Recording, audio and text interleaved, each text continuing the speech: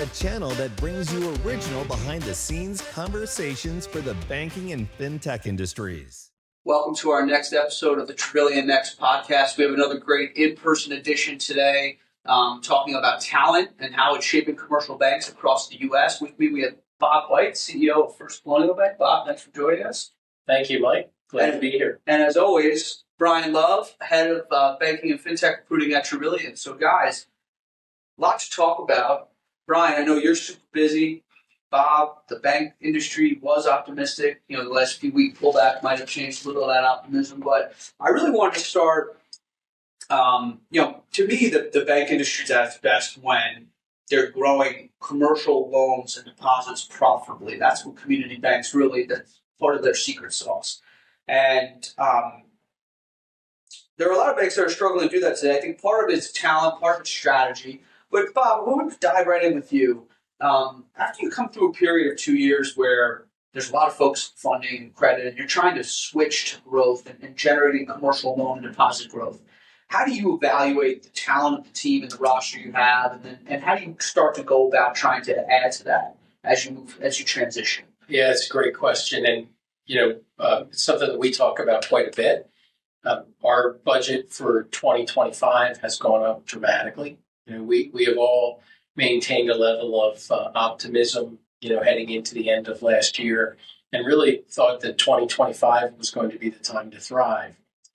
Realizing what our run rate was in 2024, we knew that we needed to add some additional talent to the team. It's just a sheer numbers game. And, we're constantly looking for people that have that history of success, where they've actually been that trusted advisor and really helped the banks that they've been with grow. Our challenge is there's just not a lot of experienced commercial bankers that are really looking to move at this point, right? I'm sure you're still with that, Brian. Yeah.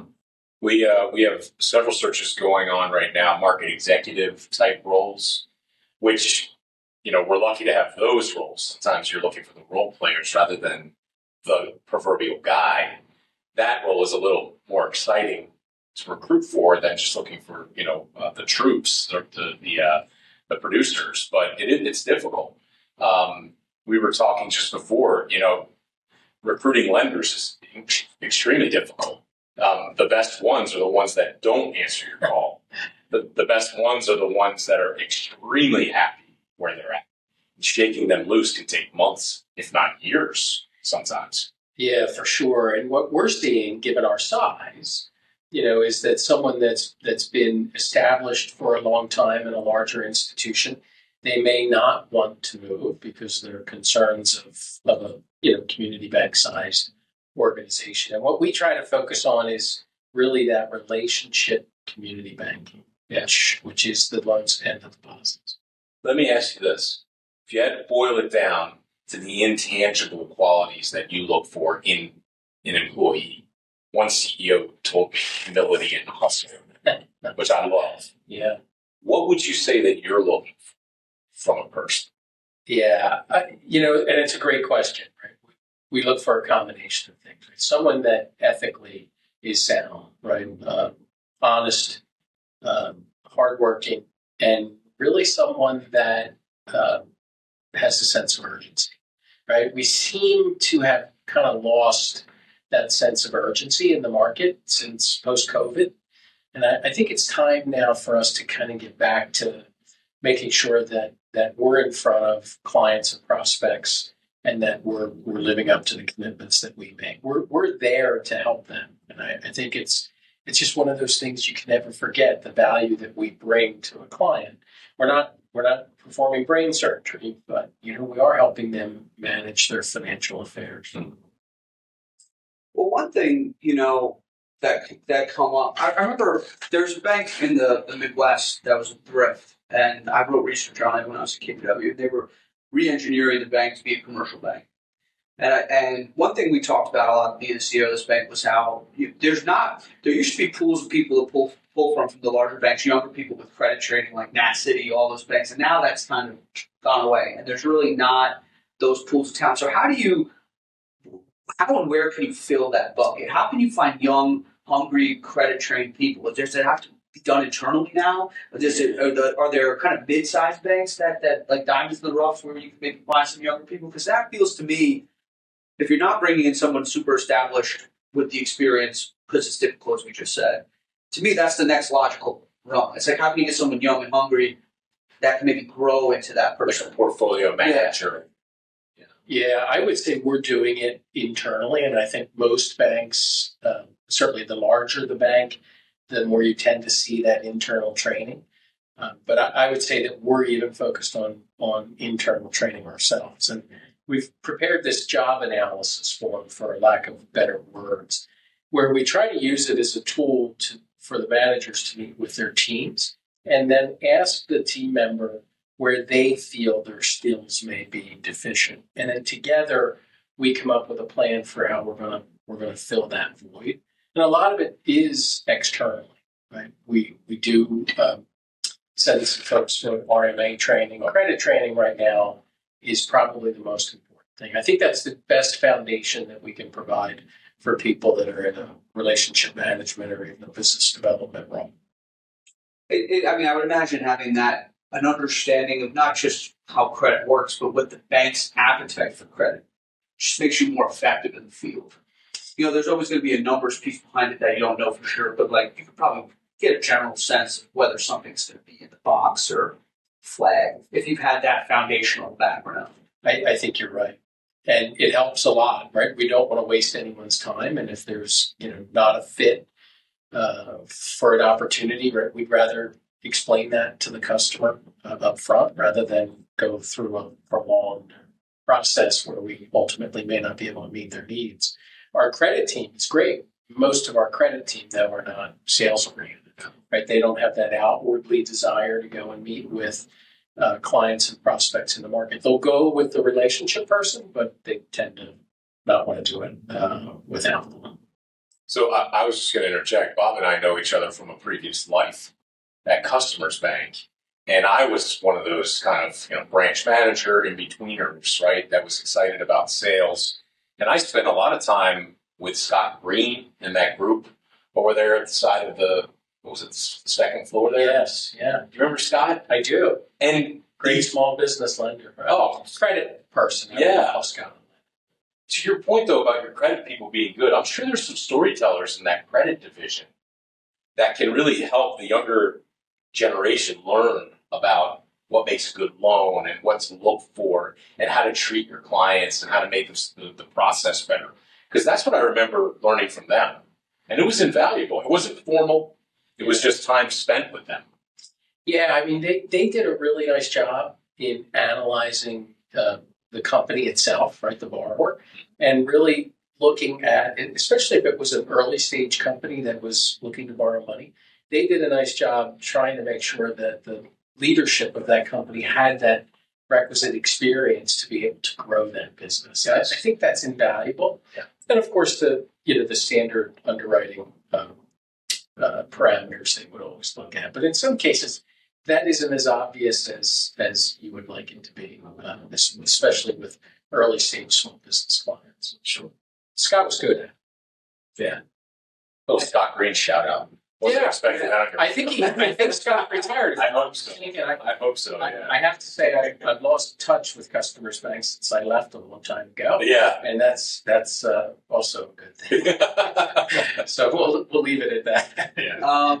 The funny part of this, not funny, the challenging part actually is that we're talking about loans now, which theoretically is the easier side of the coin. It's always easier to get people to take your money than to give you their money, right? So transitioning to the funding side. Yeah. So Brian, maybe I'll start with you here because I know you've had some connectivity with clients about like chief retail officers and those types of roles and really just looking to energize the deposit gathering of the bank. What have you found in some of those searches? What type of talents are out there? But how much of it would you say is talent versus kind of a bank-wide commitment to raising funding that really transcends any singular individual's contribution? Well, I guess the sentiment was over the last, decade, 15 years, right? It was, the branch networks and there was, you could put the CD special out there and, people would come and things are a little more complex now, right? post COVID, everyone's out there trying to find good deposits. So I feel like the retail officer, like that, is really almost like a delivery officer. It needs to be someone who can navigate maybe your branch, structure, as well as they understand marketing, they understand media, they understand maybe a thing or two about technology. And I wonder what you think about this, because it all kind of bolts together. It's how you're delivering your bank fully to your client. Again, it's not rocket science or brain surgery, but I think that's the new mutation of this role, whereas 10, 15 years ago, you could close your eyes and kind of think what that branch leader would look like. It's different now. And it's coordination, almost. Yeah. Like amongst the different. Definitely. Yeah. We're helping a bank right now that's looking for those types of things. And it needs to be someone who's extroverted, who might be able to, be the one to, find some of those relationships too. Boy, this sounds like you don't want to prescribe. But it's really, that's the person that I think gets a lot of banks excited. Last thing I'll say, and then I would love Bob to chime in, is we've been doing a ton of CFO searches. And each one, almost every search we've done, funding, balance sheet management is number 1 and 2. Someone who has an understanding. So it kind of just bolts right into that same idea. Yeah, well, I have the best CFO, so no need to reach out to her. We'll give you a 6-week stay of execution. Oh, there you go. It's funny, Brian. You're absolutely right. I think about strategically what we have done, and branch banking will never go away, in my opinion. And digital banking is a distribution channel. At least that's the way that we think about it. And the goal for us is to position ourselves to be in a place where the customer can do business how and when they want to, right? And we're not an obstacle to them being able to do that. But we had switched really in the branches from being an operational center to really a sales center. Yeah. The problem with that, and we quickly reverted back, is that the people you need to actually fulfill that sales center were hard to find. And I think today they're even harder to find. So the most important thing for us right now is to make sure that we're there to take care of our clients, that we're accessible, that we can make decisions quickly. And certainly, I think the accessibility is probably the most important, right? Have the right people in place to be able to provide the answer when a client needs it. And then we've hired BDOs to support the branches. So a lot of our branch people have opportunities, and if they partner with the BDO, then we can successfully go out and address, the needs of prospects. But, when you and I met a long time ago, and even before then, when I started in banking, and I was a relationship manager, clients would move a lot easier than they will today. And in fact, I heard a news story this morning on my ride into New Jersey. And, they actually talked about the stickiness of checking accounts. And I think the average life of a checking account is 19 years. And we know that's real. We've seen it when we have our deposit studies updated. And it's a good thing, right? We want to make sure that our clients know that we're always going to do the best that we can for them to try to keep them in place. But, with mobile banking technology and online banking, people are less likely to want to move their deposit relationship, unless, of course, you're lending them money. Then we and all of our competitors are pretty clear that you need to transfer that relationship. Well, it's something I always tell clients is your banking is very reactive and not proactive. So, no one wakes up in the morning and is like, I'm going to change banks today. And your bank gets sold, or your bank, God forbid, fails, or maybe you have to move, or maybe you do need credit, and the bank that you're checking accounts at not the best bank to give you credit, so you have to go out and look elsewhere. And you kind of have to be ready for those opportunities, because this is just my opinion. I'm curious if either of you disagree, but I think there's a kind of an embedded element of that sales process. Like if someone does it that day, talk to someone and they're happy, you're not going to get them to switch banks. Correct. If they have no need or desire, it's pain. No one wants to go through it. But you have to stay in touch with that person, because at some point there'll be a trigger event. like a Republic Bank getting bought by Fulton or something in your market that just when there's customers that are going to be impacted. And I actually think very highly of Fulton Bank. It's not like anything specific, but some customer somewhere in that merger will feel left out. And you need your guys on the ground trying to figure out when that is. And you're seeing a lot of that in the metropolitan New York area right now. With like a Dime Community Bank and PPAC Bank and all the people they hire for Public and Signature and all that stuff. Depending on how deep the fissure is, I mean, it could be years of fallout, or it could be relatively fast. Yeah, I think we're all looking for the same thing, to your point. And let's face it, there are a lot of really good banks around, right? So Fulton is a great bank. Not as, I don't think as highly of them as I do First Colonial, of course, but customers have choices. And, we know that. So it's really important for us to be accessible and to deliver upon their commitments. But I think you're seeing secondary banking relationships more common today than you ever have because of the technology, the capability for you to move money with speed and ease. It's also a lot easier to open a check. Absolutely. I mean, minutes. I mean, if all three of us try to right now, I bet you in for 4 minutes we could have an app submitted for an account somewhere. I know you could open one at First Colonial right now, right on our website. Flash the QR code right here. Yeah. It would have. I didn't realize that I could have used this as a marketing opportunity. We don't have a lot of rules. But yeah. So here's another question about talent, if you mind me interjecting, because I was also thinking there that when we analyze good lending talent or production talent, their organization skills are important to me. Their follow-up skills are important to me, and we do vet that out the best we can. A lot of lenders have a yellow legal pad, and that's their entire worksheet, right? So I was just kind of curious, what's worked best for you to find those good production people? And have you ever taken a chance on someone younger who doesn't have like a pre-existing book of business? How do you nurture someone like that?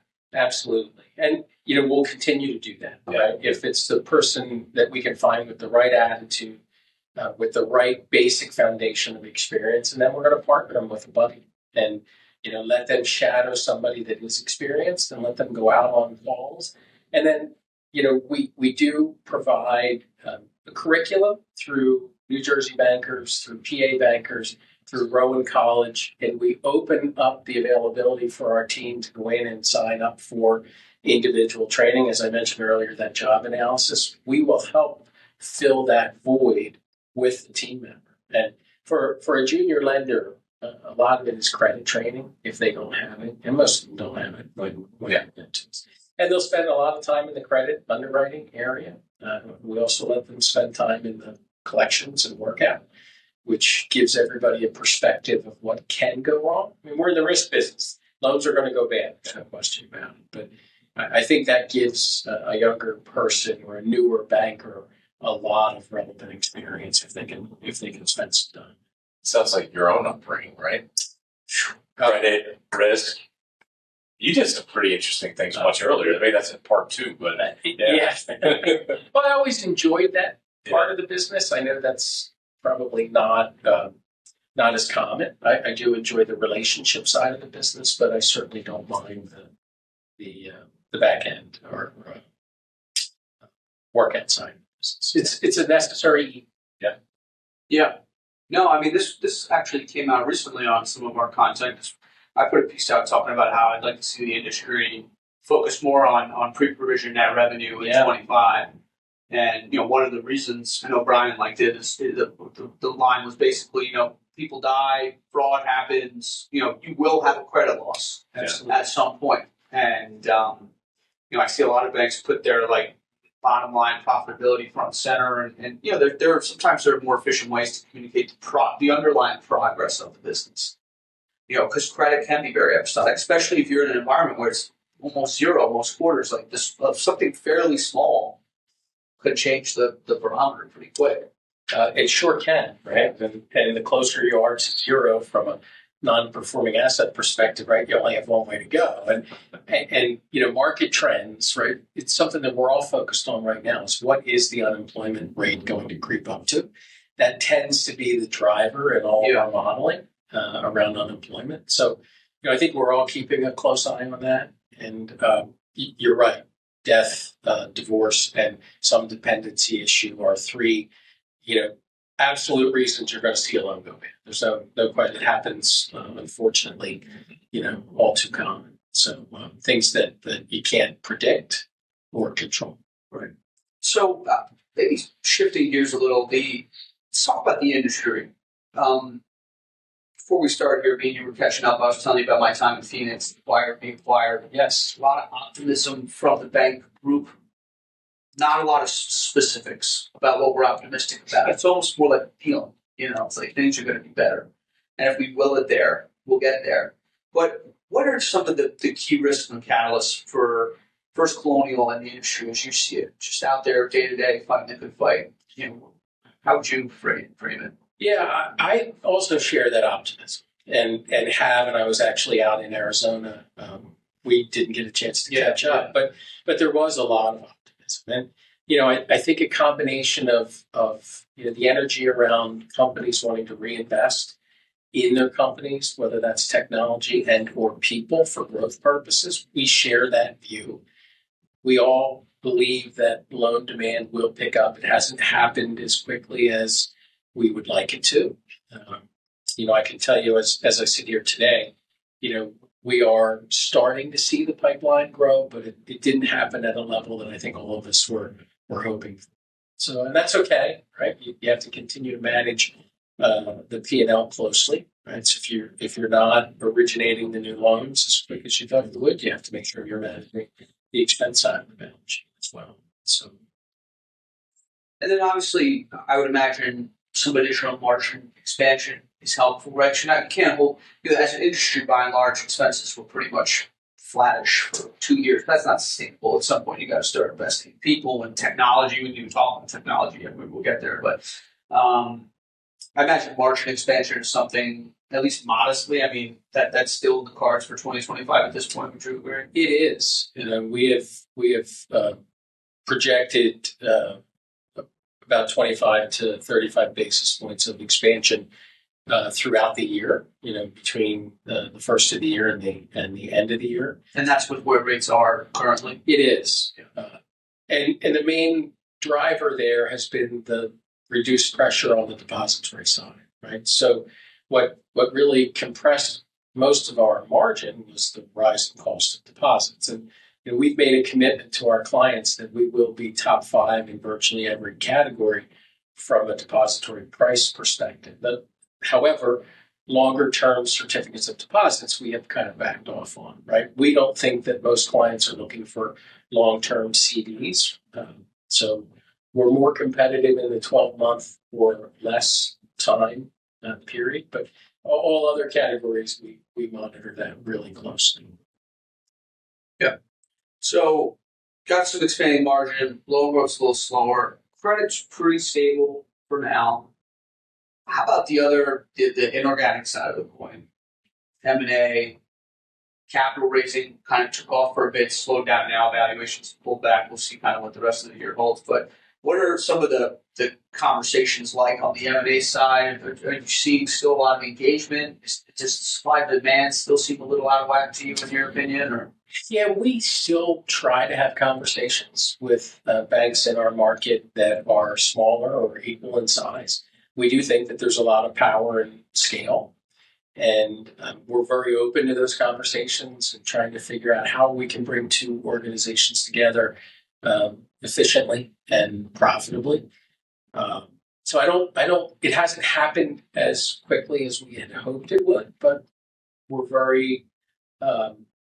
certainly very aware of it. And, as different transactions happen in the market, there might be an opportunity for some level of divestiture of branches or some other opportunity that we would certainly have a particular interest in. So we're just very open to it. We think that we could successfully partner with other banks to try to maintain that scale.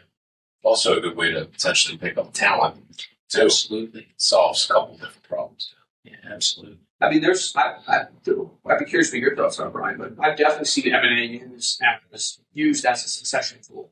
Yeah. And not just always for the CEO, right? I've seen the CFO from this sole institution become the CFO of a combined entity, the other retire. Like there's the chief market presidents. There's a lot of, you go really right down on the list, and that's. But there's also, I'm just thinking, there's kind of a unique opposite way to think of it. If you're an employee who gets you're from a $10 billion bank, now you're in a $20 billion bank.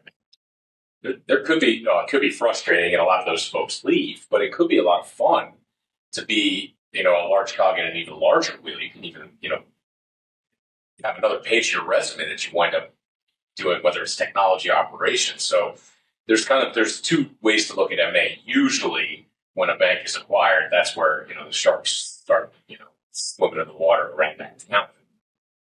But yeah, it's definitely a good way to pick up talent for success. And time and again, you've seen that as an example of two banks getting together because the other bank has that long-term leader, for that bank. Yeah.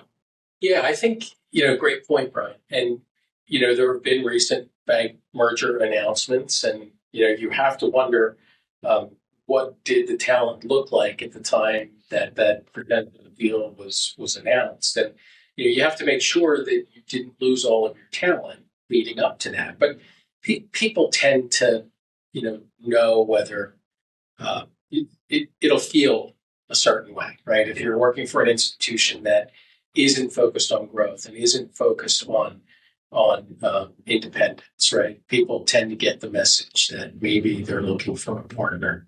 But the social issues tend to be one of the biggest challenges, although I do believe that we can work out almost anything. Right? It's like the culture of the two organizations. Yeah, and who ends up in what position, right? The goal would be to put the most qualified person in the role, right? Because then the bank wins. Yeah. And I think by doing so, we can certainly solve the people issues, right? No one wants to be outplaced. We understand that. And depending upon where you are in the organization, right? Certainly someone in an executive role probably has some of that protection in the event that a transaction were to happen. But you don't want to give up any of the relationship continuity. You want to keep the organization. I know transactions get done based on expense cuts, right? If you're doing it and you believe you can integrate an organization and you can generate 50% or more expense cuts, it probably makes financial sense, right? That's a different type of a transaction than partnering with another growth-oriented company, which is probably the most attractive, right? Not to say that they don't work, they do. But they work for different reasons. And I think succession is certainly one. People ask me all the time, how long do I want to work? Simple answer, as long as I'm having fun. This is a fun business. As long as you can come on the Travillian Next podcast. I hope you invite me back. Absolutely. I always enjoy the conversation. What'll come first, another Cowboys Super Bowl win or your retirement? Boy, I sure hope another Cowboys Super Bowl. Although it has been a really tough month. Oh, yeah. Here in Philadelphia as a Cowboys fan. Oh, We'll leave it at that. Sorry. I could not mention that. My granddaughter at her preschool are teaching the kids, she's 2.5, and they're teaching them the Eagles chant. Oh, no. Indoctrination right there. We need to get her out of that preschool. So, one thing I think that's often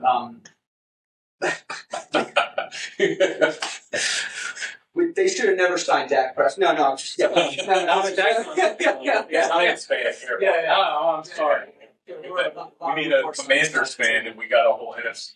But one thing that I've learned to appreciate from Brian's side of the table and the work he's doing is there's a lot of natural upheaval that happens as you grow through certain asset thresholds within an organization anyway. So sometimes I feel like M&A is an easy thing to point a finger at.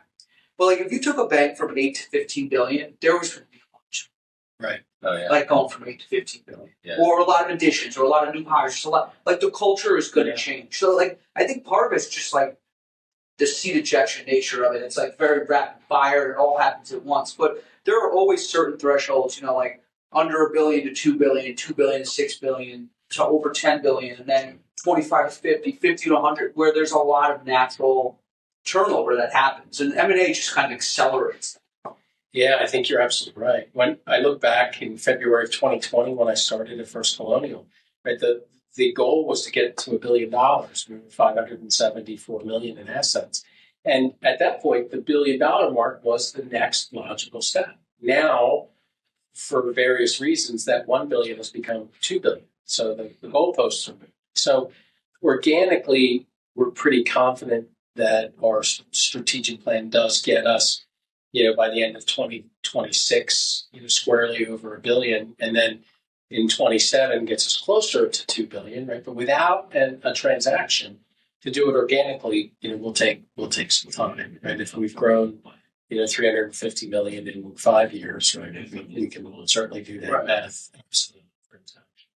It's funny how certain divisions of the bank, like, again, we do a lot of CFO search. The CFO, and again, nothing against your CFO, but the CFO that you have at 500 million could possibly be different. Yeah. When you get to 1.5 to 2 billion, you're just going to need a little bit more to push through the fiducia piece, and the regulatory pieces change a little. So she's hard to manage. Yeah, it is. So it's just a natural. But even technology operations, you could almost argue it. That the team you had before, if they can't continue to develop, you may need to go out and find some who's been there and done that already. You're absolutely right. And as I look back, I think what happens in a smaller institution, because we all wear so many hats, that when something comes up, someone raises their hand and they say, I'll take that initiative on. The problem is, to your point, right? They can take on more than what they have the skill set to be able to do. And that's a hard realization that we all have to come to. Fortunately, from a CFO perspective, Mary Kay has worked for larger institutions, so she has that background and experience. And, I feel very fortunate. We have a team of operational and compliance and risk people that also worked in larger institutions that, have put us at a level that I don't think is common in the smaller bank. So it helps me a great deal, as I think about our business. And people ask me, what am I most concerned about? And it's operational risk, right? Today, I think that certainly we all are very concerned about cyber risk and fraud and things like that, as well as not as much today as we were a couple of years ago on the liquidity side, but operational risk is what we talk about a lot as a team, and feel good that we have the right people in place to be able to grow with. So, is there a need for project management?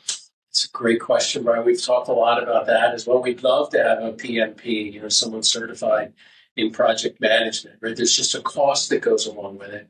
And one of the things we asked ourselves as a leadership team is the outcome going to change, or are we just going to create a bottleneck with a PMP if all the decision making has to happen with all of us anyway? We may just feel better about someone managing it effectively, but it may not change the outcome in a short period of time, right? So, but it's a great question, and we've spent a lot of time talking about it. I can see your point. I mean, good project management really is governance, right? Yeah, across the enterprise. But yeah, it's definitely you see maybe larger organizations than yours getting into that.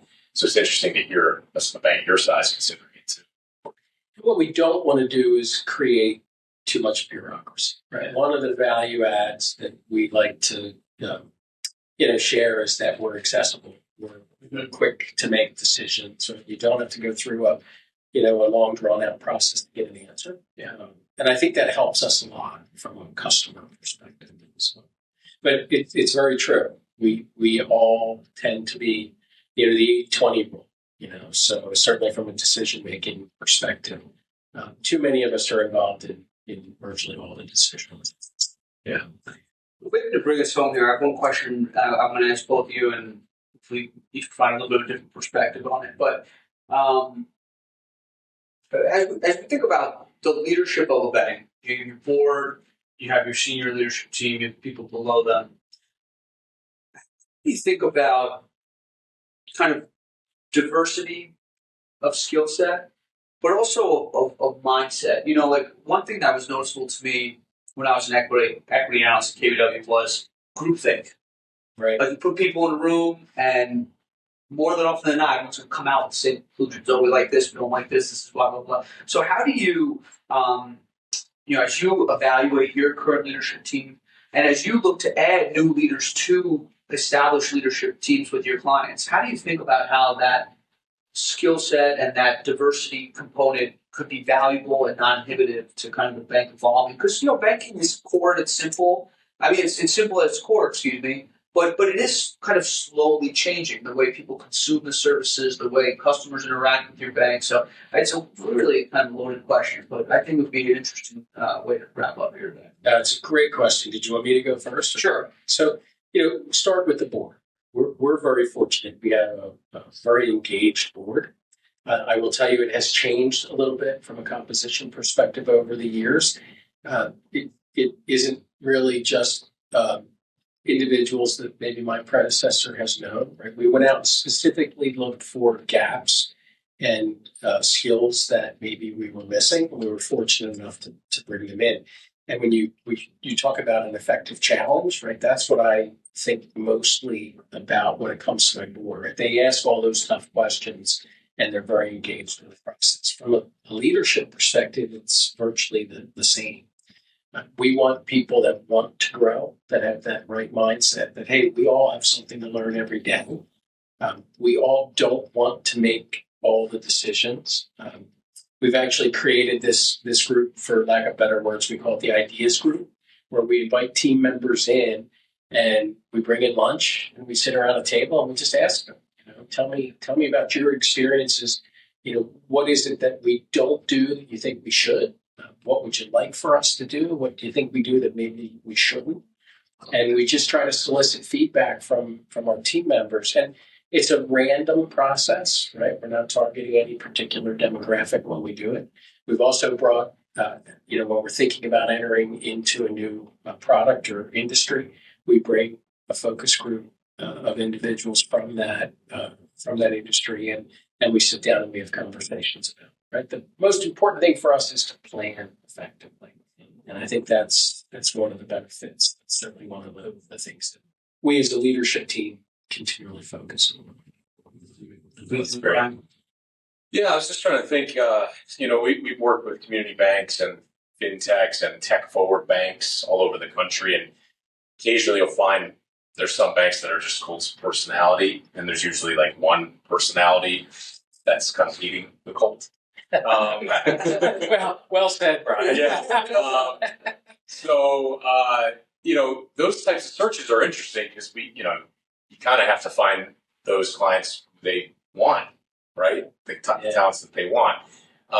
And we've been lucky to work with some tech-forward banks and really entrepreneurial banks where diverse thinking is like number one on the list.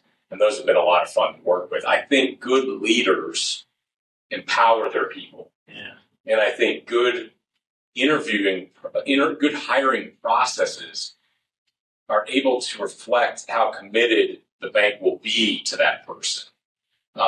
And their empowering of their goals and ambitions. So I just think that's probably good advice to the hiring managers out there is, to be committed. We're not just hiring someone to solve a problem. Yeah. We're in executive search, we're hiring someone to transform sometimes. So I guess that's my best response. Critical thinking, right? Oh, yeah. How do people respond under different circumstances? And it's funny, that was just ringing in my head, right? The cult of personality. Yeah. So I'm probably guilty of that. But I do try to encourage our team to think about things and to make decisions, right? I don't want to be the one that's making the decision. And, it's a matter of comfort. We try to empower, but we still have some people that don't want to make the decision for a variety of reasons. So, I think it's a blend, it's a combination, but a singular decision-making point isn't scalable. No. I think that's really what it comes down to. Yeah. I mean, the larger you get, goes back to the other point prior about just the natural changes. I mean, you need multiple people that are capable and willing to make decisions that are going to drive the bank forward the larger you get. Yeah. Whereas 500 million assets could just be one person, making every single decision. And True. you can probably get away with it for a while. but that's not a scalable.